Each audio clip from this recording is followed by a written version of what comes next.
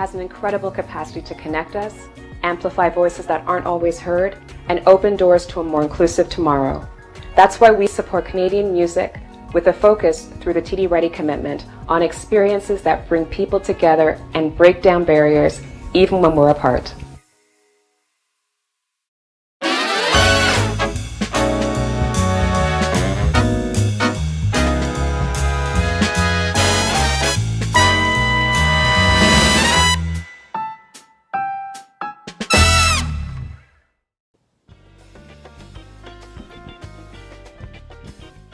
Hello there, my name is Bee, Jaymz Bee, and this is the Beaches Jazz Listen and Learn Lecture.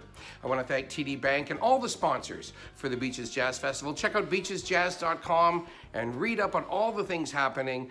This particular lecture, it's supposed to be inspirational. There's some truth-telling going on from some jazz masters. These are veterans who have been in the business for a long time. They do share one thing in common. They answer the questions very differently, but they have one thing in common. They're true to their art, and they're passionate, and they all feel very lucky to be artists. But I'm not suggesting everyone do this for a living. I'm hoping a lot of young people will see this and get inspired, but I'm not saying don't quit your day job. I'll give you an example. In 1968, the going rate for a jazz musician, say in a place like Chicago, you do 3 sets of music, they'll give you $100 per musician. Well, now there's still clubs in major cities that offer you $100 to play 2 or 3 sets of music. Some people do a pass the hat. They don't even give you a salary. So this is not a good time to try to make a living, but it's always a good time to make music, to make art, to do something from your heart, okay? So before I get on to my guests, I want to tell you a little bit about myself. I don't assume everyone knows me, so excuse me while I blab for just a moment. And I have notes so I don't forget anything.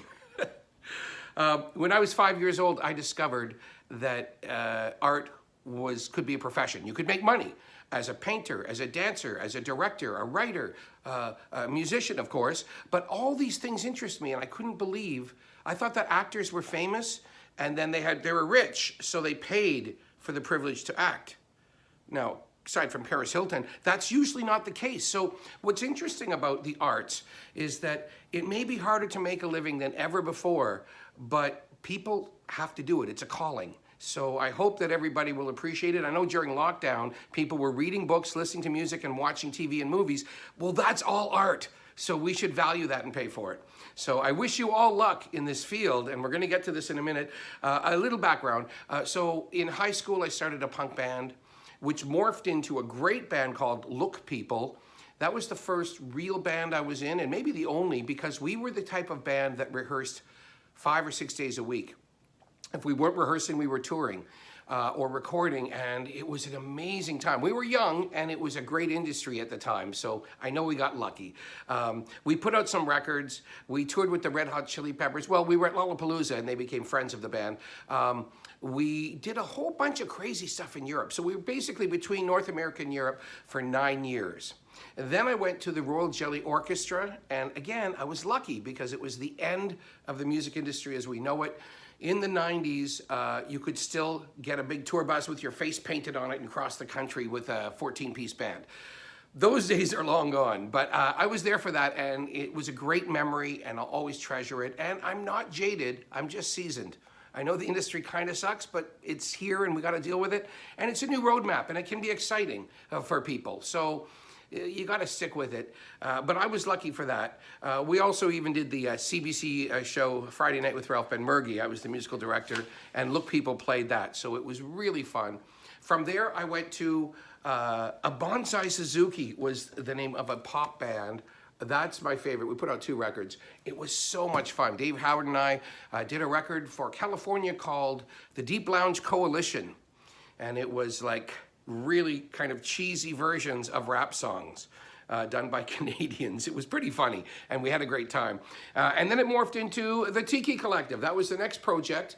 Wonderful songwriters, really famous songs like you'd know, like Chelsea Bridge and Mood Indigo and Harlem Nocturne. So kind of a little Duke Ellington heavy, but a lot of good stuff on that, and crazy ass remix. Okay, so this isn't a commercial. I'm just letting you know I did a whole bunch of different kind of music during this career, and where was I here?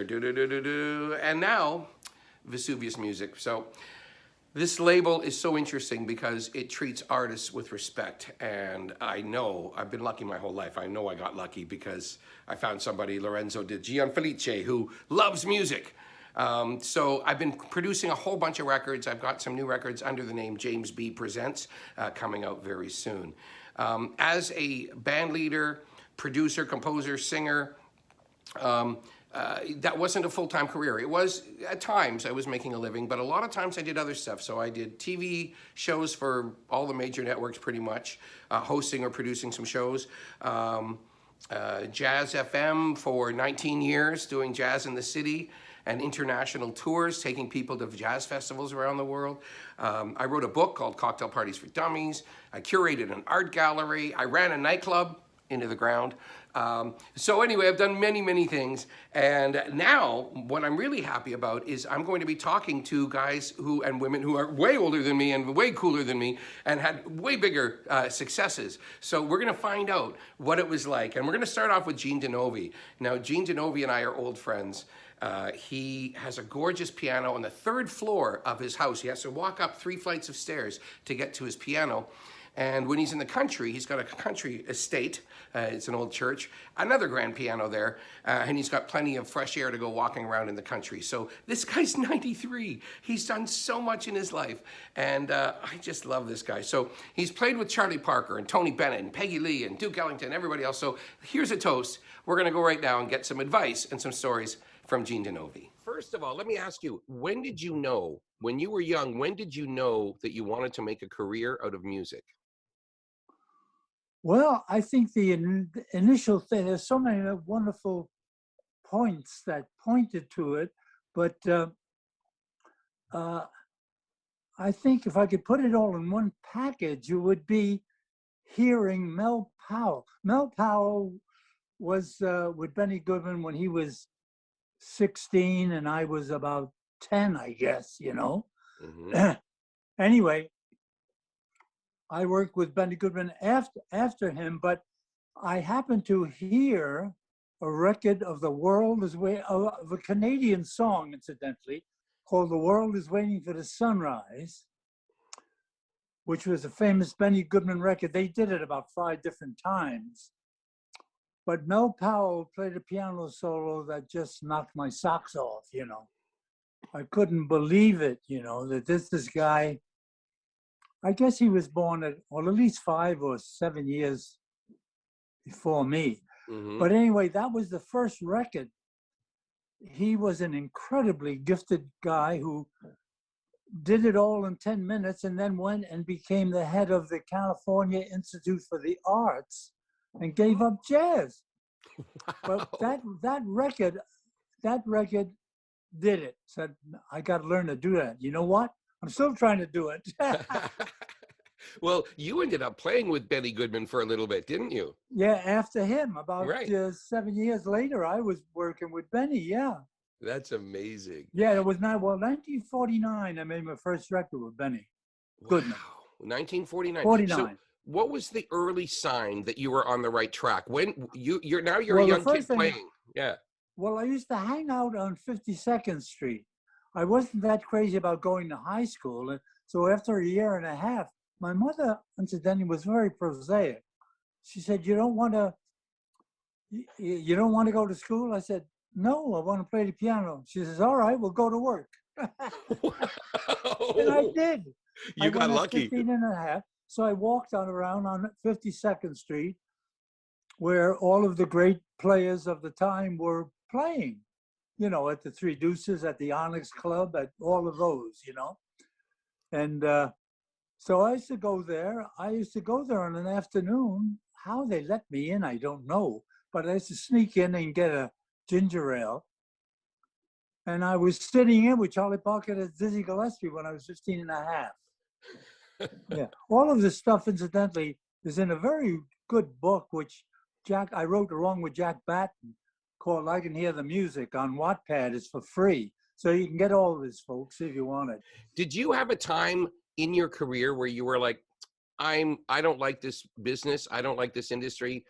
Did you ever consider quitting or just stopping professionally? No, it never crossed my mind. Of course, I was too hooked on music by then, you know. That was my hook, nothing else. Right. Unfortunately, a lot of the guys I grew up with were bad boys, and they ain't here now. Right. And that's the reason, you know. So I had to.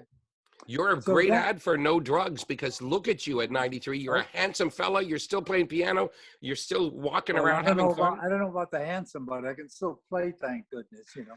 Yeah. I always loved it, and I couldn't stay away from it, so I wouldn't know how to quit, you know.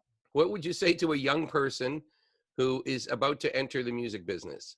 Oh, well, you've got to love it, because it ain't easy. Music is not an easy instrument, as some people say, you know. Yeah. It's very difficult. It's very difficult. It's so you have to have a lot of love for something that's difficult, but the rewards when they show up are worth it. All right, Gene Dinovi. You know, he has good advice. Do it with passion and take care of yourself. He didn't do drugs and he didn't drink a lot of alcohol, and I'm going to cheers that. Anyway, we're going to move on right now. We're going to go to stories from jazz royalty. This is June Garber. She is one of my favorite voices. She's got a brand new record coming out. She's got several out there. The new one is called Off the Carousel, produced and arranged by Lou Piemonte, and watch out for it. It's coming out in the fall. I think there will be a single coming out in about a month from now. So keep your eye open for June Garber. I got to talk to her in her home. So here we go. Here's June Garber. Can you tell us, when did you first know that you wanted to be a singer for a living, that you wanted a career in showbiz? When did I know that I wanted to be a singer? I think, if I remember correctly, it was age 4. Yes. I think I became aware that I was extraordinarily talented in my own 4-year-old mind. And there was a time where I actually packed a suitcase and went 2 streets across in my little neighborhood and unpacked my suitcase on someone else's lawn and said, yes, I'm in Hollywood now and I'm ready for my career to start now. 4 years old. What was the first aha moment where you said, I won't forget this moment, I'm on the right track? I don't know whether I've had that particular moment, because as an artist, I think we're always doubting ourselves a little bit, and you never think you're there, even though the night may be magic, because it's filled with, I don't know, something totally intangible that you just feel in your gut. So I don't think there was one moment that I said, aha, I've made it, ever. Still waiting. Now, did you ever consider giving up? There were times when I was doing theater, and it was round Canada and round Canada on long trips. And then when you were on the road, you were also sending in audition tapes for the next show. So it just became kind of a merry-go-round carousel type thing where you could not stop and you were on this crazy spin. And the minute you got back, you were in rehearsals for the next show, and then at night you were performing. So yeah, but I didn't until I was forced to. And I was forced to because it wasn't an ideal lifestyle for my partner at the time to be traveling 100 months at a time. Yeah. When you toured a lot. Yes, yes, the whole year. Maybe I had in spaces 2 months a year where I was off and could could just relax a bit. But your mind's still going with the next show, learning the script, studying new songs, rehearsing new songs. So it was never ending, really. Tough. Do you have a moment or two where you thought, I'll never forget this moment? Not the aha moment like I've made it, right, but just this moment of like where everything in the world just seemed perfect while you're on stage. Yes. I have had moments of magic and joy on stage. I can't tell you the specific place, but you can feel it when it's perfect harmony, so to speak, when you connect with the musicians that are on stage and the audience and you to the song. So it's this magic sort of triad thing where you're all entwined, and it's so ephemeral, but when it happens, it's just absolutely sheer magic. Yeah. Okay, here's a big one. Advice for younger people who are now entering music and thinking about doing this as their life or as a business. Right. Advice for young people. Yeah. And, you know, there have been times when I've been asked to give advice to young people who are starting out. And mostly it's about finding your space on the stage and finding, I know it's so hard, authenticity at that age. It's difficult because you haven't lived your life, you haven't experienced so much. But one thing, when I was a school teacher, because I used to tell my students, if there's one thing I'm going to teach you this year, it is how to think for yourself. And if you can find a connection to the true you at the time and really connect with the songs that you're singing, and then when you've connected, when you go on stage, pace the stage before your show begins. Find your spot, claim your space, and make sure that when you're connected to the songs, that you take that and you share it with your audience. That is vitally important, that you share with your audience what you're feeling. That would be it. Sage advice from a goddess. Cheers, June Garber. And now to Dick Hyman. Dick Hyman! I like to sing his praises. This guy has had an incredible career. Choreographer Twyla Tharp has worked with him for her Broadway shows. He is one of the world's greatest living stride piano players. He had the first top 40 hit with an electronic song. Kraftwerk at the time were a rock band. They didn't have computers, and Popcorn, I don't know if you remember that one. That was 2 years later. So the Minotaur was the first electric hit, and it came from the Electric Eclectics of Dick Hyman, one of his 4 Moog albums. This guy made so many crazy records and so many tasteful records. He really has the longest career and the most amazing career. I haven't even mentioned yet 12 films for Woody Allen. He has done everything. This guy's an amazing musician. So this is going to be a bit glitchy. This is a Zoom that we did together, but the information you will glean is worth a few glitches. Here we go, Dick Hyman. Oh, I asked him, I should tell you right now, I asked him what was the secret to his long and diverse career. I had a philosophy in those days to just take whatever came along. I wasn't quite sure where it would go, but I said yes. I did a lot of things that were probably a little intuitive and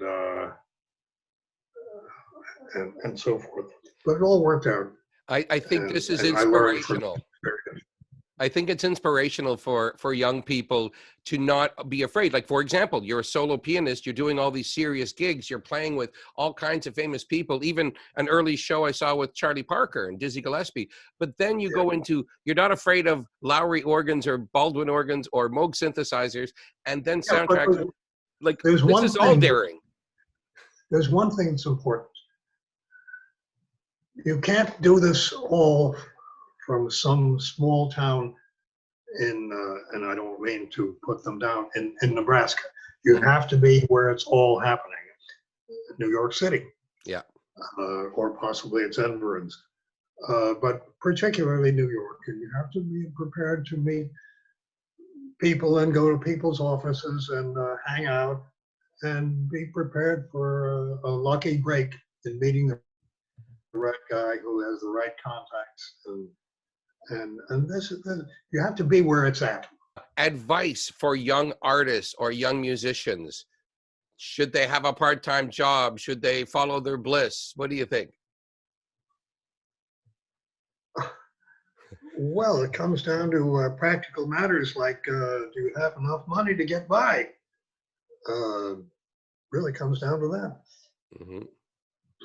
Surely you have to have a living, or you have to have a family that will support you or something. But assuming that you've got that going, I think the only sound advice for a musician is to follow your impetus and keep on practicing. Yeah. Now, your keep on practicing. I believe that was Teddy Wilson who said that to you. You won a university contest, a college piano contest, and got lessons with him. And he was, I think he was one of the first people, right, who told you, you got to practice every day. Yeah. Well, it was a little more detailed than that. I'll be happy to recall it. Mm-hmm. I thought that I was playing, as a result of having taken a few lessons with him, I was playing better. And I said at one of these lessons with Teddy, I said, some days it seems okay. I'm playing fairly well, and I've noticed an improvement. Other days, not. Why is that? And he said the immortal words, that's why you keep on practicing. That's perfect. So that's about it. And I followed that advice my entire life, and I'm still practicing. What about the moment, there are forks in the road, aside from getting married or having kids, was there a fork in the road you can look back at and say, wow, if I didn't move to that city or do that thing, who knows what I'd be today? It's only hindsight when you're older you can even think about that, but. Well, one of the things that was certainly helped pave the way to everything else was that I got married. My wife and I got married very young, and she helped me in every way and was sympathetic and was always interested in what I was doing and setting certain things in motion which would help us in the career.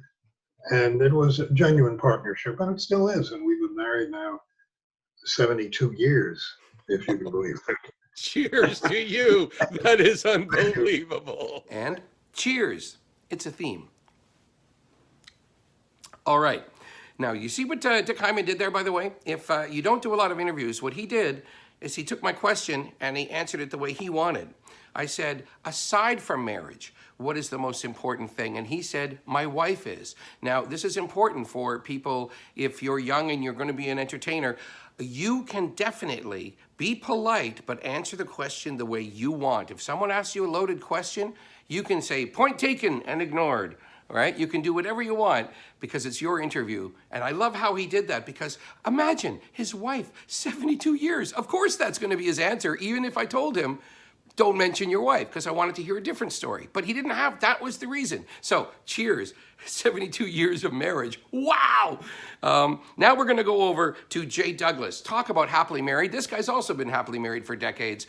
And he is probably one of the most beautiful people I've ever met. One of the greatest, proudest Canadians. And he can sing everything. He can sing jazz and blues and gospel and reggae and you name it, he'll sing it. Here is Jay Douglas. All right, man. Jay Douglas, when did you first know that you wanted to be a musician for your life? When in Montego Bay, where I grew up, started out, we had what you call now we had talent shows, and now you guys call it what Simon called his shows? Oh, American Idol. American Idol. Well, you want to talk about Jamaican Idol, man? Listen. That's where we started out first, you know, and we had talent shows every year. You had Simon, we had a gentleman, his name was Veer Johns, and he would come to Montego Bay once a month. And the winners of each month at the end of the year, we had a grand final. And the year, at the time I started out singing with another friend of mine whose name was Errol or Budas. That's the name. We were doing, and we were ready for it and everything. We thought we were gonna get first prize. So guess what? We came second because a little 9-year-old boy kicked the hell out of us. He sang the Lord. You got to be careful with kids and animals. They'll always upstage you. He sang the Lord's Prayer, man, and he got the first prize. But is that when you knew? That's when you went, I love this. After several talent shows, I knew that I wanted to be a professional entertainer. I wanted to do it, man. When did you realize that you're now on stage and you're saying, this is a great moment, I'm on my way. Like, this is something I'll never forget. I've made it. I was in Montego Bay and I got my first gig as a pro, and guess who was one of the guests on that show, the guest star? Millie Small, my boy Lollipop. Yeah, that was a big hit. Yeah, well, that's before I met her before she went to England soon after, and that's when she did the big hit in England. But after working with her and some other big name acts in Jamaica, I says, boy, I know I'm on my way. I'm on my way. Now, did you ever consider packing it up? Was there a moment in your life where you went, I can't do this anymore, or maybe I should not do this and get a job? Yes, right here in Toronto. This is a very good question. I got up one morning, said, no, man, I'm going to go back to school. Because I went to Central Tech and I was doing architectural drafting. And I said, you know what? I'm going to go back to school and go to, at the time it wasn't George Brown, it was another name, Provincial Institute of Trades, something like that. So I got up and Joyce said to me, you know, my wife now, she said, where you going? I said, you know what, it's hard. You know, you can't be working, paying all the bills. This ain't no good. I'm going to go to school and finish up with my architect. You know, she says, whoa, she was on her way out too, to work. And she says, hold it, you know, it's tough. Yes, but you better give it another try, because here's the deal. If you go and get another profession, you're not going to enjoy it like how you enjoy the music. And if you're not in the music, I don't think it's going to be good for us. Wow. She knows you so well. Yes, you know, and she said, when it gets to nighttime, you know, you're going to be fidgeting this home, and I don't think it's good. So let me continue to do what I can and give it a shot. Give it a little shot. And she was serious.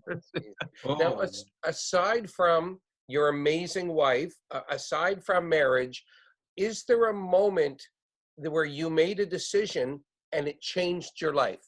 For example, you came to Toronto. That was probably a big decision. Was there a decision that you made that you said maybe your life would be very different if you didn't do it? One of the best decisions I made was a friend asked me if I wanted a gig on a cruise ship. And I said, yes, I'll take it. I'll do it.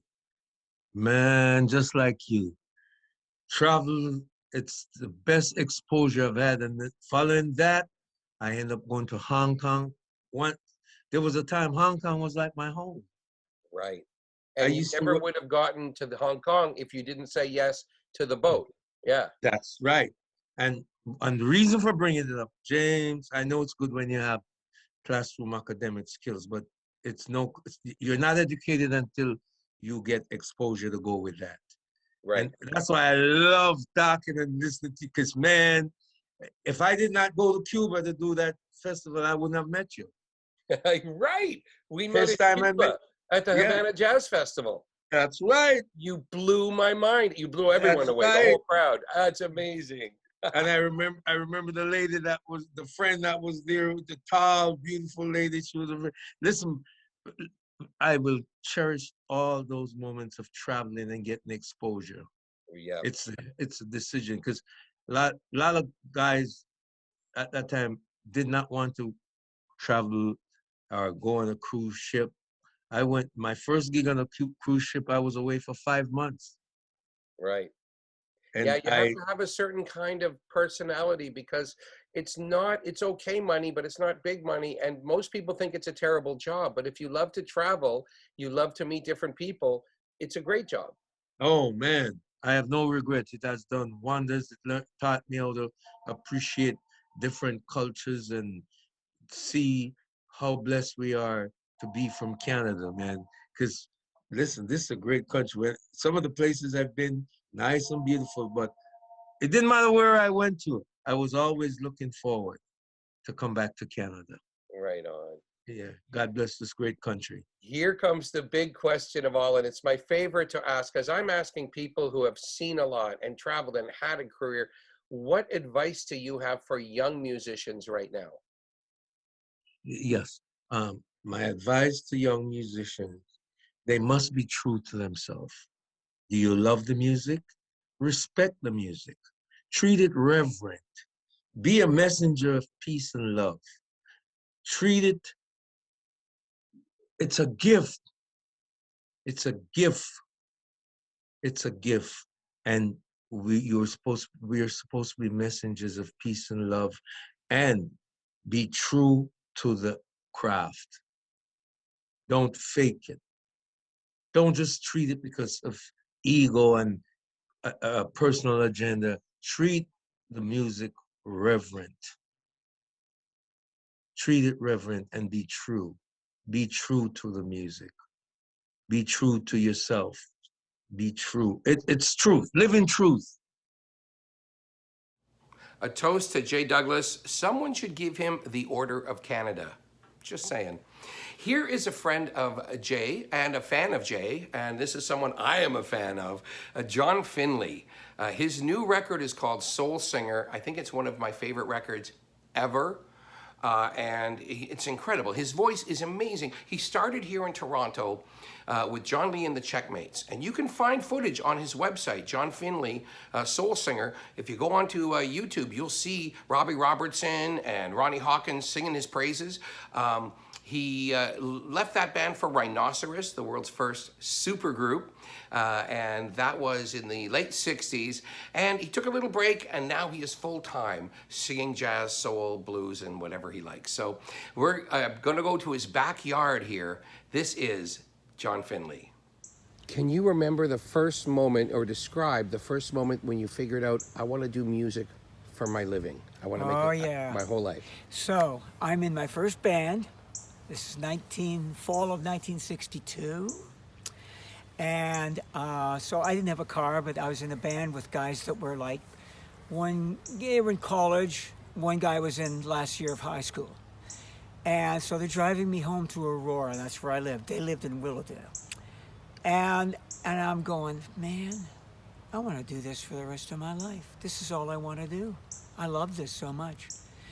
And and the one guy said to me, nah, listen, this is just a thing you're going through like we are. You'll go to college and you'll get a career and you'll move on.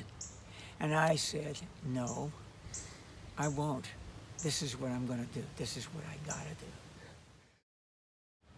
Okay, so tell me about the fork in the road when you went, I've made it. Okay. It wasn't that I've made it. It was the turning point in my life when it was like, okay, I love doing this, and here's the moment when it becomes my life, my career, my vocation, everything. So it is March of 1965, and the Checkmates, we've been together for about a year, and we're all at this point decided to quit school, quit our jobs, whatever we're in, to be fully dedicated. And it was because this guy that wanted to be our manager was Bill Anthony, was saying, Irish bullshitter, was saying, you guys have got to quit the school, you got to be committed or not. Well, he was right. So we all, and I remember the Sunday night, and my mom saying, you got to do your homework, John.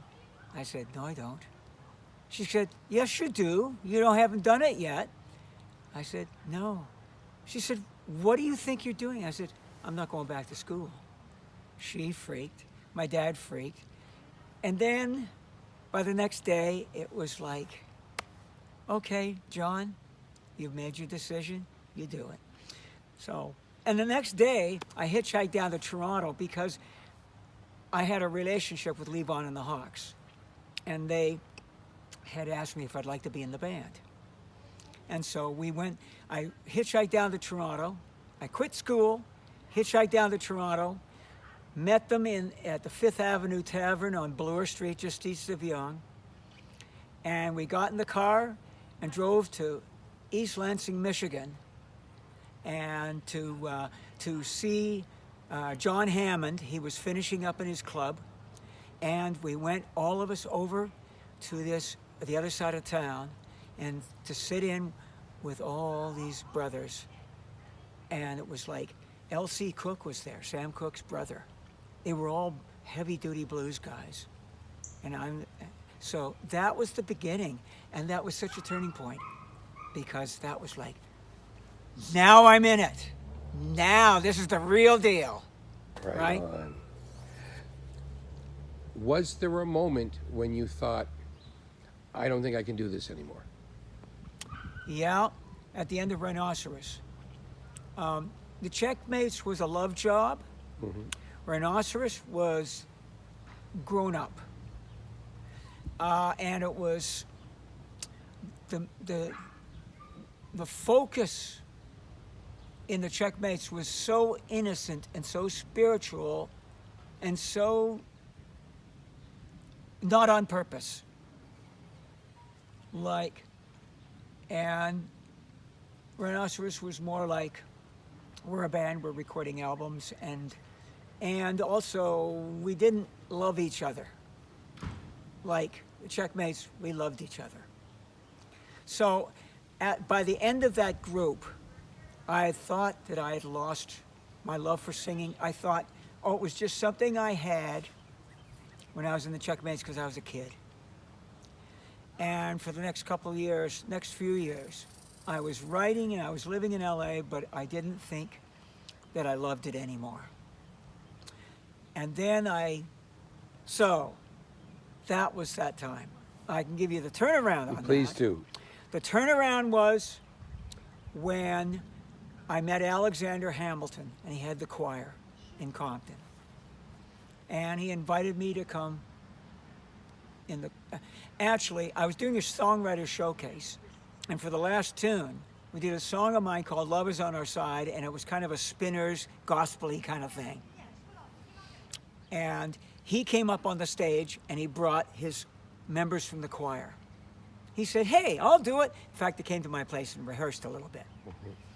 Got up on the stage, and he started playing church on his piano. And it just, oh my God, this is what got me into, this is what made me sing. And I went down and joined the choir, and I rediscovered my love for singing, my connection with my heart and my chords and my head, everything. Right on. One last thing, do you have advice for people who are entering the business or have been in for a little while but maybe need a little pep talk? Whether they should keep their day job, whether they should go all in. What advice would you give to a young person? I was so fortunate. I grew up in a time when you could make a living without a record deal. Today is such a different world. But I know one thing's always the same, and that is believe in your dream, because that's what you got. And that is your gift. Your gift, your real gift, is your dream and your passion. And everything else is acquired. So just love what you do and keep dreaming. Cheers, John Finley. It's toasty in here. I want to thank the TD Beaches Jazz Festival for asking me in here. Thanks to our speakers. Thank you for watching, and please share this with wild, joyous abandon. Right? If you love music, please pay for it. And if you are a musician, if you have a song in your heart, please share it. All right. I'm Jaymz Bee. Thanks. Bye. Music has an incredible capacity to connect us, amplify voices that aren't always heard, and open doors to a more inclusive tomorrow. That's why we support Canadian music with a focus through the TD Ready commitment on experiences that bring people together and break down barriers even when we're apart.